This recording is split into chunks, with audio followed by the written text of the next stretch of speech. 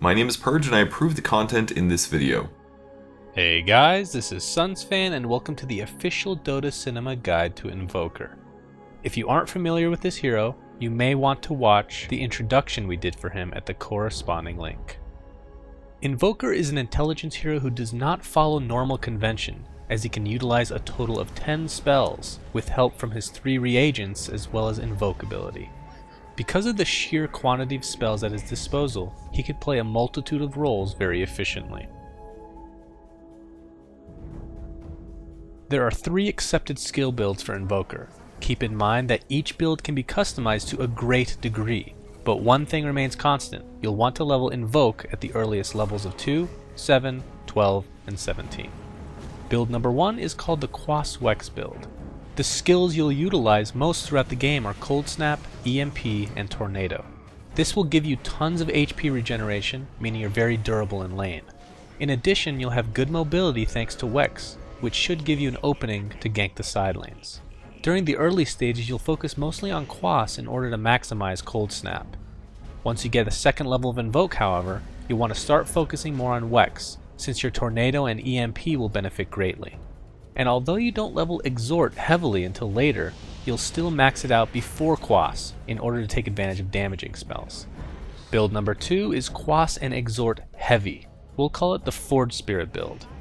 By focusing on Exhort early, you'll gain tons of damage, not to mention Sunstrike, which with a little map awareness you can net an easy kill, which will lead to an early experience advantage. Exhort in combination with an early focus on Quas will open you up for the devastating Forge Spirit and Cold Snap combination. By level 11, you should have enough in Quas and Exhort to create 2 Forge Spirit units. Before you get to that point though, you should put a level in Wex, just so you have access to all your spells, most notably Ghost Walk for those sticky getaways. Once you've maxed out Exhort, you should start working on Wex a little more, so all your spells are a little bit more rounded. Build number 3 is more Exhort heavy. We'll call this the Nuke build. By maxing Exhort relatively early, you'll have very powerful nukes such as Sunstrike and Deafening Blast, the latter of course needing 1 level in both Quas and Wex. In addition to this, your Chaos Meter will be beastly as far as damage is concerned. As you can see from this build, you get 1 level of Quas and Wex pretty early in order to have access to everything. Once you hit level 4 on Quas though, like in other builds, you want to start maxing Wex. Sometimes getting a little more in Wex is needed if your meteor really needs the extra range. Just level as needed in your particular game. For starting items, it really depends on what skill build you'll be following. If you're going for build number 1, where you go heavy Quas and Wex, then the standard is a Blade of Attack with 1 Iron Branch and Tango. For build number 2, you have a choice between the Blade of Attack or just more stats and regen for a better laning experience. For build number 3, you need regen and stats badly. But regardless of whatever build you follow, get a wand at some point. Generally speaking, boots of choice on Invoker are phased since they'll provide you with excellent move speed and attack damage. But for build number 2, you should choose between Treads or Arcane boots. Treads will leverage the extra damage from Exhort a little bit, while Arcane will allow you to just nuke constantly. During mid-game, drums are a very popular item of choice, as they provide excellent stats as well as move speed, which is always helpful for a hero with a wide variety of spells. After this, no matter what build you're following, a Force Staff is required. Even though the stats aren't as helpful as they used to be, the mobility adds so much for a hero like Invoker. After this, your options open up a little bit. If you're going for Exhort heavy, a Yules is not only a good pickup for extra move speed, but will also provide you an easy opportunity to land a Sunstrike, followed by a Deafening Blast and Meteor. Acronyms is also a great choice since it will provide good stats and lower your Invoke cooldown significantly, on top of making the mana cost 0. In certain games, a BKB will be needed if you're the focus of heavy magical damage.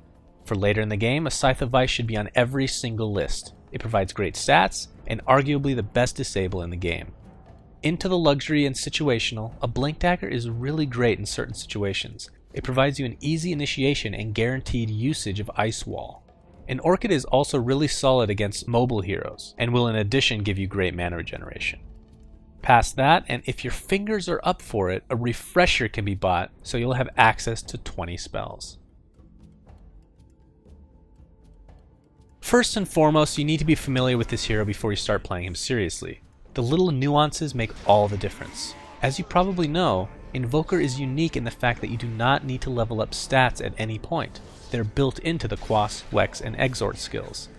Quas is known to give HP regeneration as long as you have it activated, but will also give passive strength as long as it's leveled. Wex, on the other hand, gives both attack speed and move speed bonuses when activated, but will passively give agility.